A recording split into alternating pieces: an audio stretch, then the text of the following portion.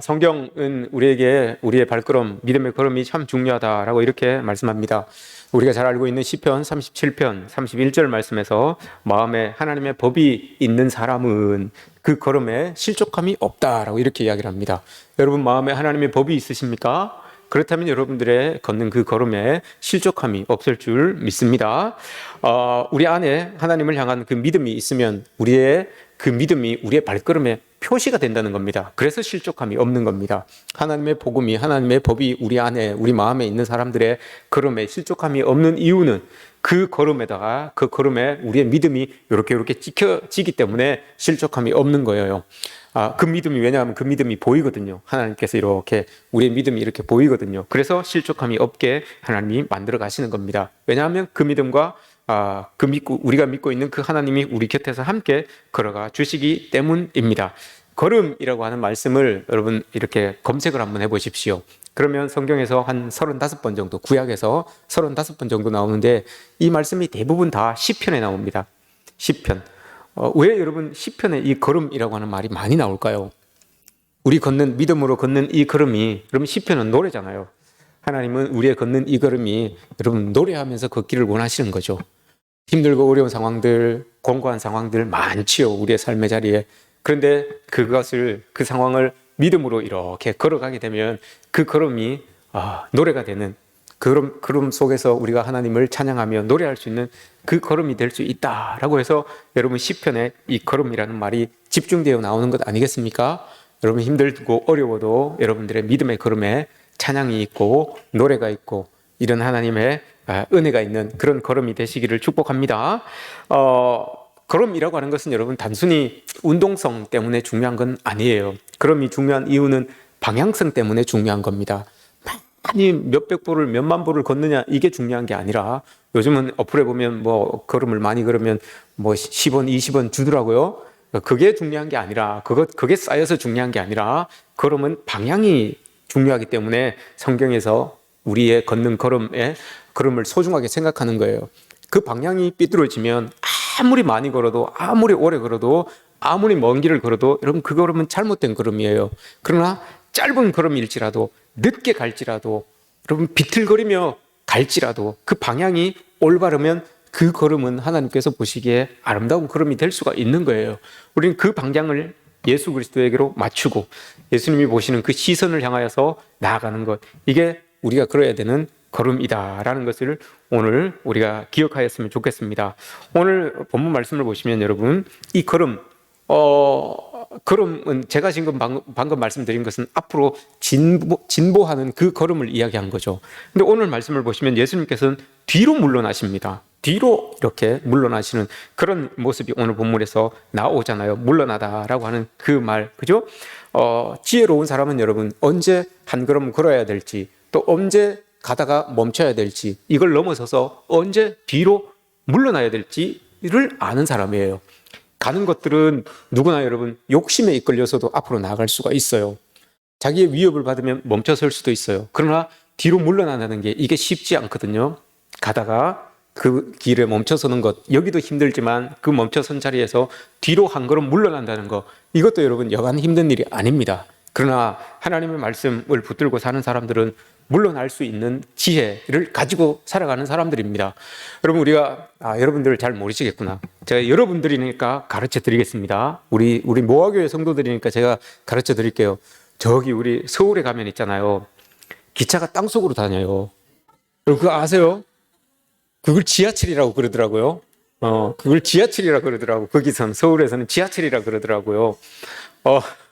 여러분들 알고 계세요? 괜히 딴 데 가서 그 지하철을 탈 때 그 지하철이 이렇게 올 때 여러분 방송을 해줘요. 여러분들 알아들으세요? 방송을 해줘요.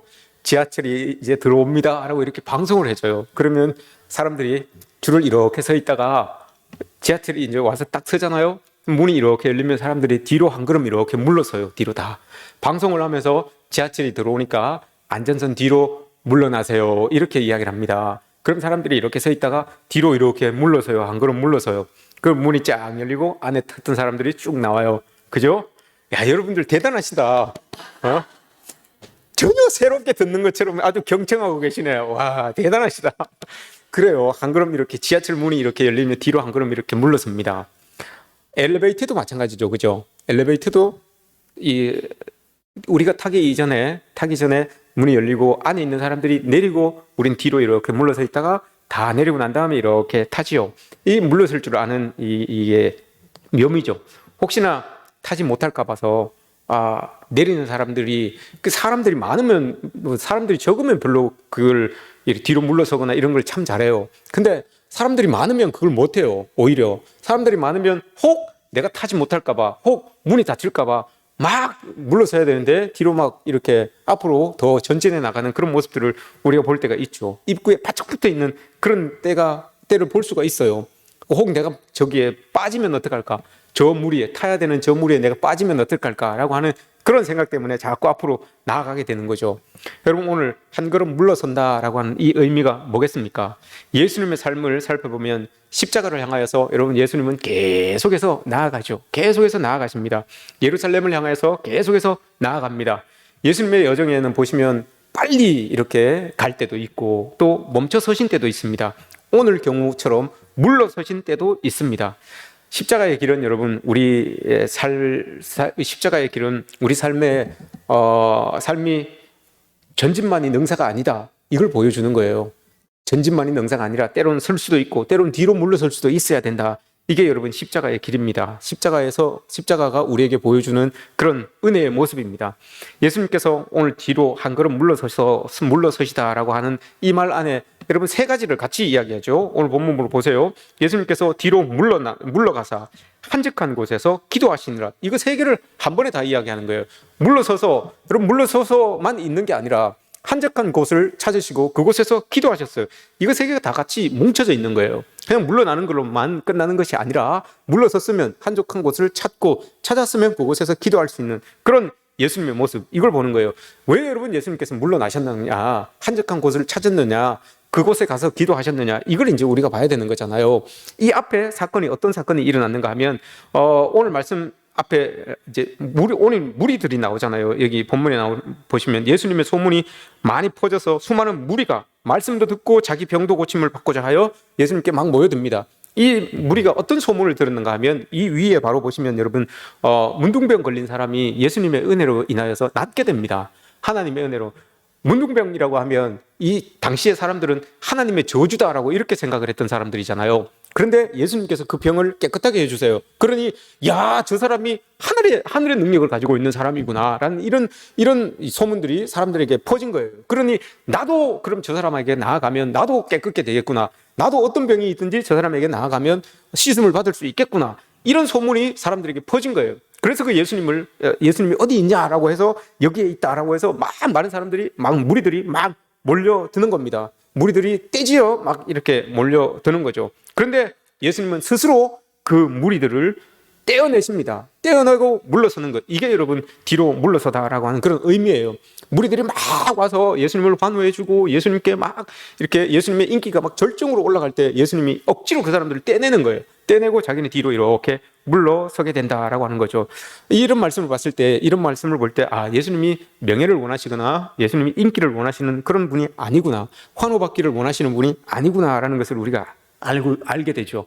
유명세를 추구하시는 분이 아니구나, 이런 걸 알게 돼요. 우린 여러분 반대되죠. 우린 유명세를 추구합니다. 좀 유명했으면 우리 목사님이 TV에도 나오고 이렇게 하면 주변의 사람들이 설교 듣고 또 우리 교회에 더 많이 올 텐데, 우리 교회가 막 좋은 교회로 소문나면 주변의 사람들이 막 몰려올 텐데, 이런 유명세를 원할 때가 있어요. 그리고 또 사람들에게 많이 이렇게 막 환호받기를 원하는 그런 모습들이 있죠. 그런데 여러분, 그 환호가 다가 아닙니다. 예수님께 몰려들었던 이 무리들이 여러분 나중에 뭐 합니까? 예수님을 환호했던 이 사람들이 여러분 나중에 뭐 합니까? 예수님을 못 박으십시오라고 예수님을 향하여 비난하는 사람들이 돼요. 여러분 환호로 끝나는 게 아니에요. 마음에 들 때는 환호하지만 마음에 들지 않을 때는 여러분 그 환호가 비난으로 다 바뀌게 됩니다. 그게 돌멩이로 바뀌어서 우리에게 날아온다는 것을 여러분 기억해야 돼요. 그래서 예수님은 뒤로 물러서세요. 인기와 유명세를 가진 사람일수록 여러분 물러설 줄 아는 지혜가 있기를 축복합니다. 여러분들은 좀 물러서야 돼요. 너무 인기 많죠, 여러분들의 삶의 자리에서. 그죠? 너무 유명하죠. 좀 물러설 수 있어야 돼요. 너무 여러분들 아파트에서, 여러분 사는 동네에서 여러분 모두 다 너무 유명하죠. 너무 인기가 많죠. 뒤로 조금 물러서셔야 돼요. 그래야지만 그 인기를 유지할 수 있어요. 그 유명세를 유지할 수가 있습니다. 사람들은 이렇게 좀 물러서야 되는데 더 무리 안에 속하기를 원합니다.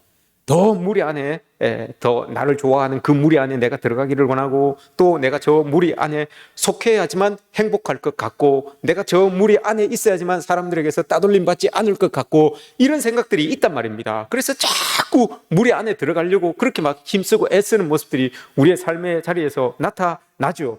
근데 여러분, 그거 아닙니다. 저 무리 안에 문제, 여러분, 그 고스란히 그 다 우리에게 있어지게 되는 거예요. 그 무리에서 좀 나오면 괜히 내가 뭐 따돌림 받을 것 같고, 내가 막 뭐 잘 안 될 것 같고, 이런 생각들, 이런 모습들이 여러분 우리에겐 다 있어요. 속에 다 있어요. 그러나 그걸 여러분 좀 멀리서 이렇게 좀 초월할 수 있는 그런 우리의 모습들이 있어야 돼요. 사람들은 다들 내가 속해 있는 그 무리로부터 어떤 힘을 얻는다라고 이렇게 생각합니다. 그러나 여러분, 우리의 힘은 그게 아니에요. 그 무리로부터 얻는 그 힘은 여러분 있을 수 있습니다. 그러나 허물어집니다.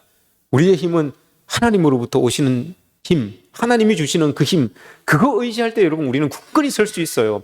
그 힘을 의지하시기 바랍니다.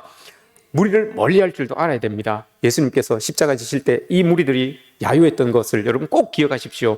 또 하나 있습니다. 오늘 본문 말씀 보시면 물러가사, 뒤로 물러가신다라고 이렇게 이야기를 했잖아요. 이 물러가다라고 하는 뜻이 참 좋아요. 가만히 있으면 영광을 받을 수 있는 자리인데 내가 강제적으로 그 자리를 떼내다, 이런 뜻이 담겨져 있어요. 물러서다, 물러가다라고 하는 이 말씀 안에는 내가 그 자리에 그냥 가만히 있기만 해도 여러분 이렇게 막 내 인기가 올라가는 거예요. 환호를 받게 되는 그 자리예요. 그런데 예수님은 그 자리를 단호하게 딱 끊어버리시고 내가 단호하게 강제적으로 그 자리를 딱 떼고 뒤로 물러섭니다.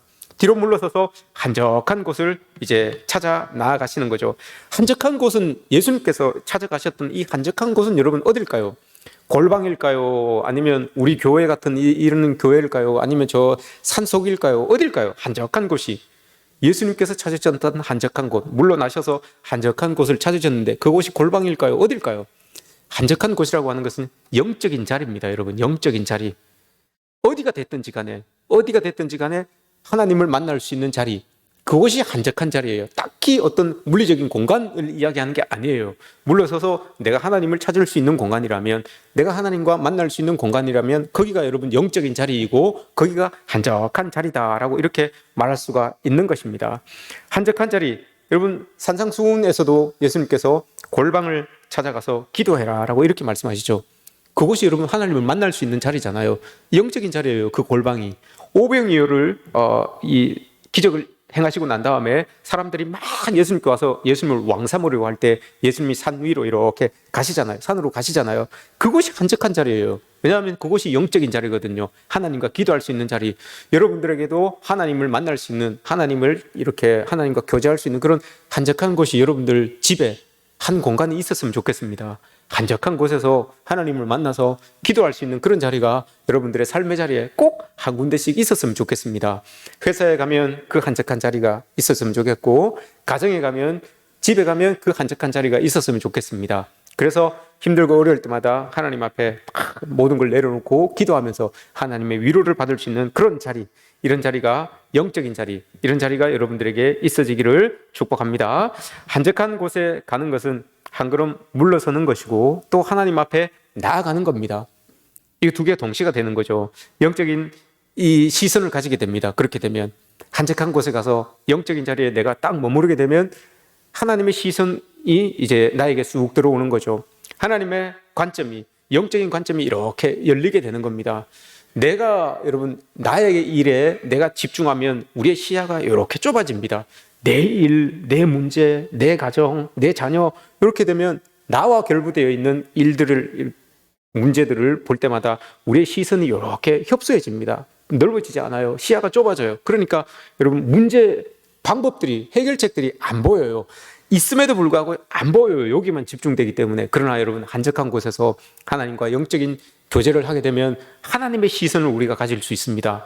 물론 문제도 하나님께서 풀어주시겠지만 그 문제를 넓게 볼 수 있는 시선을 또 하나님께서 우리에게 공급해 주시는 거예요. 그래서 문제는 여러 개지만 또 그만큼의 문제를 해결할 수 있는 방법들도 하나님께서 여러 방향으로 볼 수 있게끔 우리의 시선을 그렇게 열어주신다고요. 그게 한적한 곳이에요. 그게 한적한 자리예요. 문제를 들고 계시는 분들이 있다면, 많은 문제들 때문에 고민하고 계시는 분들이 있다면 여러분 예수님처럼 한적한 곳을 찾으십시오. 그곳에 가시면 우리의 시선이 열릴 것이고 우리의 시야가 넓어지게 될 겁니다. 그러면 하나님께서 주시는 그 방법을 여러분들이 발견하게 될 것이고 그 방법으로 문제를 해결하는 그런 은혜를 맛보게 될 것입니다. 마지막으로 예수님께서는 그곳으로 가셔서, 한적한 곳에 가셔서 우리가 아는 것처럼 기도하셨습니다. 한적한 곳에 가서 주무시지 않으셨어요. 여러분, 한적한 곳에 가서 게임하지 않으시고요, 한적한 곳에 가서 놀지 않으셨어요. 우리는 한적한 곳에 내 혼자 가서 내 혼자의 시간을 좀 보내고 싶죠. 나는 자연인이다 하고 싶으신 분들이 많을 거예요, 아마. 그죠? 나는 자연인이다, 그래서 내 마음대로 내 뜻대로, 나는 자연인이다, 그걸 보면 여러분 촬영하러 이렇게 가면 그 대부분 사람들이 이렇게 보면 막 다 벗고 있는 사람들이 막 보여요. 그죠? 근데 촬영하니까 옷을 입잖아요. 자기 마음대로 자기 뜻대로 자기 누구 의식하지 않고 그렇게 지내요. 한적한 곳은 여러분 그런 곳이 아니에요. 하나님께서, 예수님께서 한적한 곳으로 가신 그 한적한 곳의 의미는 그런 공간이 아니라 하나님 앞에 하나님의 영적인 자리로서 하나님께 기도하는 자리예요. 하나님의 마음을 알아가는 자리고 하나님의 뜻을 알아가는 그런 자리예요. 오늘 물러가다라고 하는 이 말씀, 아포코레오라는 말입니다. 아포코레오, 이게 그냥 물러가다라고 하는, 이게 일회적으로 그치는 것이 아니라 아포코레오, 이 말은 습관적으로 물러나다, 이런 의미를 가지고 있어요. 습관적으로. 그럼 이 말이 뭘까요, 여러분? 예수님은 습관적으로, 자주, 항상 뒤로 물러나실 줄도 알고 한적한 곳을 찾을 줄도 알고 기도하실 줄도 알다, 이 말이에요. 물러가사라고 하는 그 말 안에는 습관적으로 뒤로 물러나서 기도의 공간을 찾아서 그곳에서 하나님께 기도하였다라고 하는 그런 의미가 담겨져 있어요. 여러분, 우리에게도 이런 모습들이 있어야 되는 것 아니겠습니까? 습관적으로, 일주일에 한 번 주일날만 교회에 오는 것이 아니라 습관적으로, 힘들고 어려울 때마다 습관적으로 한 걸음 물러나서 한적한 곳을 찾고 그곳에서 기도하고 하나님의 은혜 속에서 또 세상 속으로 나아가서 열심히 살고, 이런 모습들이 여러분 우리에게 있어져야 되는 것이죠. 여러분 모두에게 이런 은혜가 있기를 축복합니다. 오늘도 여러분 예배 가운데 이렇게 나오셔서 이제 예배를 마치고 또 여러분들 삶의 자리로 다 돌아가야 됩니다. 삶의 자리에 돌아가서 열심히 사시되 여러분 지치지 마십시오. 지칠 것 같을 때 한적한 곳을 찾으셔서 그곳에서 기도하면서 하나님 주시는 힘을 덧입으시기를 바랍니다. 그 힘 가지고 세상을 넉넉히 이기며 살아가시는 그런 여러분 되시기를 축복합니다. 그때 여러분 세상 사람들이 여러분들을 향하여서 뭐라고 이야기한다고요? 야, 세상이 감당치 못할 사람들이구나, 이렇게 고백한다고요. 세상이 감당치 못할 사람이다, 이 말이 여러분 어떤 의미입니까? 야, 저 사람 내가 감당 안 되겠다, 내 힘으로 감당 안 되겠다, 이런 의미가 아니잖아요. 그죠? 세상이 감당치 못하겠다라고 하는 사람들은 세상이 어떤 어려움을 주어도, 어떤 상황에 갖다 넣어도 저 사람이 올라오는 거예요. 아무리 깊은 웅덩이에 집어넣어도 올라오는 거예요. 끝났다. 세상 사람들이 봤을 때, 저 사람 끝났다, 이렇게 생각하는데도 보면 또 올라와 있는 거예요. 딱 버티고 서 있는 거예요. 그러니 세상 사람들이 박수치는 거죠. 야, 이거 세상이 못 감당할 사람이구나, 이렇게 박수치는 인생이 되는 거죠. 여러분, 하나님 은혜 속에서 그런 인생 되시기를 축복합니다. 힘들고 어려워도 여러분 하나님 내려주시는 그 줄 꼭 붙들고 올라오십시오. 올라오셔서 눈물 지으면서도 올라오시고, 여러분 마음 아파도 올라오시고, 괴로워도 여러분 올라오십시오.